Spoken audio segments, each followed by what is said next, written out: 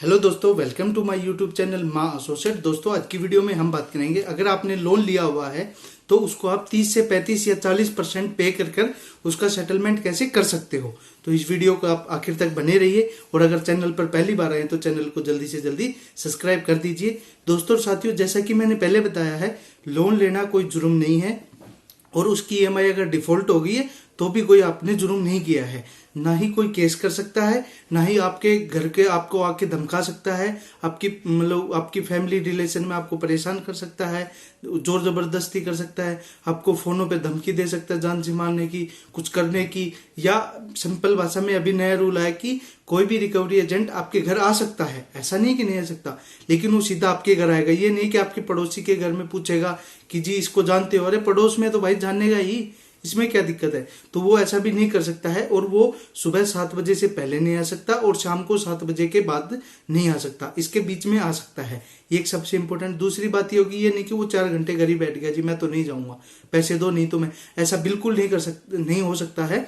तो लोन लेना कोई जुर्म नहीं है और लोन अगर ईएमआई नहीं भरी तो भी सबसे इंपॉर्टेंट ये कि अगर आपके पास पैसा है तो आप पैसा दे दीजिए, अगर आपके पास पैसा नहीं है तो कहीं से लाके दे दीजिए, क्योंकि इन झंझटों में पड़ना बेकार है, क्योंकि आपकी फाइनेंशियल डेथ कर देंगे, आपका सिविल स्कोर बिल्कुल खराब कर देंगे, तो जिससे कि आपको कभी भी लोन वगैरह कुछ भी नहीं मिलेगा। तो इस बात का विशेष रूप से ध्यान रखिए, अगर पैसा है तो दे दीजिए, क्योंकि उन्होंने आपकी जब मदद करी थी जब आपको पैसे की बहुत ज्यादा जरूरत थी, तो इसलिए। लेकिन फिर भी अगर हम सेटलमेंट करना चाहते हैं 30-35-40% में, तो कैसे बात करते हैं कि आप जो है लोक अदालत लगती है हर महीने में, तो आप उसमें जाकर आप सेटलमेंट कर सकते हो।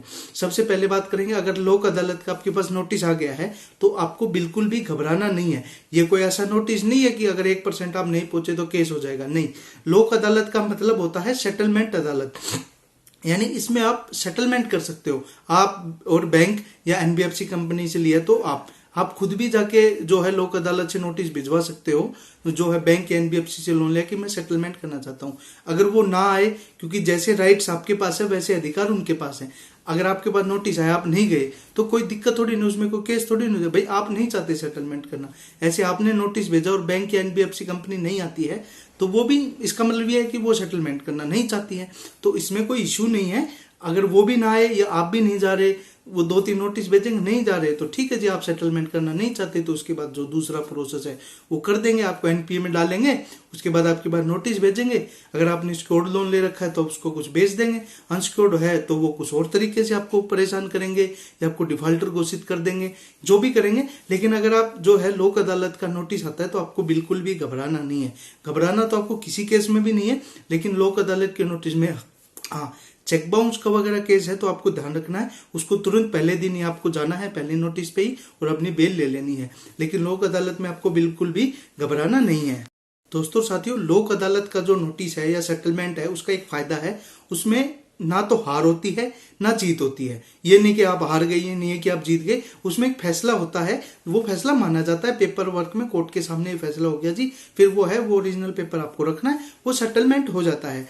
उसमें क्या है, सबसे इंपॉर्टेंट, लोक अदालत में कोई चार्जेस नहीं है, कोई फीस नहीं है, सिंपल आपको वहां जाना है और आपको कोर्ट फ्री है बिल्कुल, और वकील बिल्कुल फ्री है आपके लिए, सरकारी वकील, आपको कुछ भी नहीं करना। हाँ, अब ये बात आती है कि हम वहां जाके करेंगे क्या, तो आपको सिंपल एक बाहर टाइपराइटर बैठे होते हैं, आजकल कंप्यूटर से भी हो रहा है, वहां से आपको एक नोटिस लिखवाना है, आपको 100-150 रुपए लेगा वो, और उनको पता होता है, आपको सिर्फ अपनी स्टोरी बतानी है, वो अपने आप नोटिस लिख देंगे, उनको पता होता है क्या लिखना है क्या नहीं लिखना, और सेम डे में ही उसका फैसला हो जाता है। तो आप वो नोटिस लिखा लिए, 100-150 रुपए लगेंगे और वहां पे पेश हो जाइए, जो भी सेटलमेंट होगा, बैंक ये कहता है कि इस हिसाब से सेटलमेंट करना है, आप ये कहोगे इस हिसाब से सेटलमेंट, जैसा मर्जी आप सेटलमेंट कर सकते हो। इसमें सबसे मेन इंपॉर्टेंट बात है, अगर दोनों पक्ष राजी हैं तो आपको सेम डे फैसला हो जाता है, आपको लेटर मिल जाता है और आपको सेटलमेंट हो जाता है।